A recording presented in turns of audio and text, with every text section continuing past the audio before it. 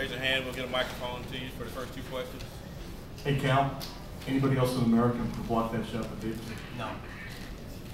There may be somebody out there, but what I told the team, I made Marcus Teague stand up and hug my man in there. You hug Anthony because he saved you. Because again, in this game, there were so many terrific performances. How about Kyle Wilshire? I mean, he made big plays. The basket, the trap, the forced the ball loose. Darius made some big baskets. We got hung up again on screens on three-point shooters. It's driving me nuts. We worked on it, obviously not enough. But that was a great team we played. I mean, you know, again, if he didn't block the shot, we lose the game. And it came down. Both teams gutted it out. Just gutted it out. I mean, this is supposed to be in March, not now. I'm exhausted. John, you've been saying for a couple of days, play this game and we'll learn where we are, learn what we need to work on. So what did you learn? Well, what I liked was, and we only had 36 hours, but we talked about sprint it up, speed it up, and then grind it out. And for a freshman team to do this, have 9 turnovers, it's incredible. I don't know whether they knew they had to play a certain way and they didn't deviate. I thought, you know, I got on Duran on that turnover late. I'm not going to you if that's what's going to happen. You got to be tough and strong and make a play or get it off the backboard. Marcus has got a ways to go, but he played fine. He did good things. It's his 8th game. It's his 8th game. But I'm confident he'll be fine. Michael Gilchrist, you know, just did stuff. And Terrence Jones, that was his best game of the year, and he was challenged by it. But again, North Carolina is one of those teams. They're one of the best teams in the country. They're well coached. They never gave up. We got down. They called a timeout and bang a 3. Come on. I mean, Roy did a great job, and we were very, very fortunate to walk out with the W. John, after the game, you seemed like you were kind of at a loss for words. When you were approaching Roy, what was going through your mind at that time? I just, you know, I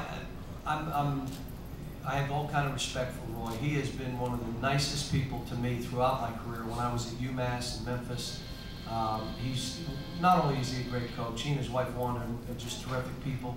And I don't like playing people that I like. Because now I got to go down there and he has to go and get on a bus and he lost. I know what that feels like, especially a game that was as hard fought as this. And that's why I kind of go down and, like, you know, Roy, you know, I feel for him because I'm in this profession and it's tough. Raise your hand for the next question. Look at your defense in the second half. You seem a lot more alert in the second half defensively, and they didn't have as many open looks. Well, we started, again, we got on them at halftime. They got 6 threes. Make them shoot 2s. And we did until the very end, and they got 3s again, which closed the gap. But I thought Anthony Davis did a great job. I thought Terrence Jones did a great job defensively. You know, it's amazing. We have 7 blocks, they have 6 blocks. Think of it. I mean, you're talking 2 heavyweight, big, long, tough teams. We just happen to be that team that's a little bit younger. We're just, you know, an inexperienced team. So, Can you take us through what you saw on that last play? What was kind of going through your mind? And I mean, he kind of came out of nowhere to block him. Well, the play before, if you remember, that they made the 3 in the corner, Anthony ran up, and the guy took a dribble, threw it deep, and he made it 3. And I looked at him, run back, and he went, I was to blow back at that walk back. And the next play was exactly the same, and he sprinted back like he was supposed to. You don't go up when they rebound, you go back. But he's a young kid, he's 17, 18 years old. He's, you know, he's playing by instinct right now, and Marcus Teague is too. So is Michael Gilchrist and Kyle Wilshire. They're all just playing on instinct right now. John, you talk about the offense that Duran provided the last 9 or 10 minutes of the game after he really struggled until then. Yeah, he struggled, and the play that made me angry was in that first half when that ball squirted out and he didn't have a basket, so he was rushing in to score on 6'9" guys, and they got blocked and they came down. Like, why are you doing that? Pull it out and let's run offense. I thought that in the second half I put the ball in his hands and I'm like saying, let's go now. And we did he did a couple layups, he had a couple threes, and they were big shots. That one in the corner was a huge shot. We knocked it down. Look, I've got good players. We're young and we're inexperienced. I've got really good players. And I like my team, but more importantly, they love each other. You notice there was Eloy helped us today, Kyle helped us today, and those other 6 played a majority of the minutes, and there's a happy locker room in there. And they're happy. Well, all I said prior to the game, I didn't realize, because I hadn't been watching much TV, that this game was being played up like the end-all of end-alls. I turn on ESPN and it's on the ticker. Every announcer's talking about this game. So I came back to the gym last night about 11 and grabbed the guys and said, look, I didn't realize everybody's making this big a deal out of this. It's just another game. Let's learn from it. I've been in a ton of these. You freshmen, just be there for your team. Be good teammates. You leaders, you 3, you seniors, or this is your game. You got to run this. And you know, they were ready to play. I mean, both teams were ready to play. I mean, they came out of the gate. No one stopped. The game that was 40 minutes. Whoever had the ball last was winning. We got the ball last and we won. That's what happens when 2 good teams do not quit. John, what's your impression of the team's toughness now after this game? They had 15 offensive rebounds, and they were huge.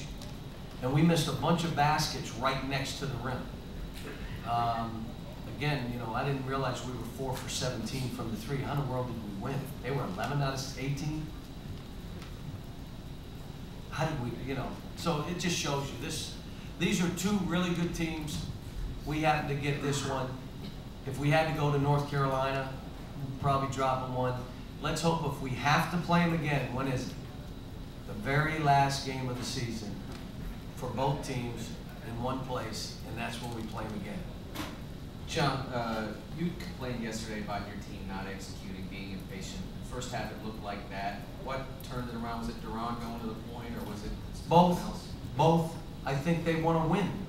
See, they're going to question because they're so young, and they're going to try to show me that they can do it their way and win. And when they realize they cannot play that way and win against these kind of opponents, then they'll usually come back. And the only thing that brings about change, folks, is a crisis. Nothing else brings about it. Meetings don't, talking doesn't. They'll look at me and yeah, okay. But when it's a crisis time, we're down 5 at half. Now, do you understand how we have to play?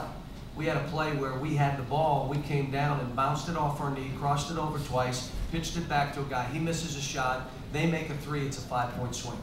And I go bonkers. What are you talking? I just gave it to him. You can't play that way in this kind of game.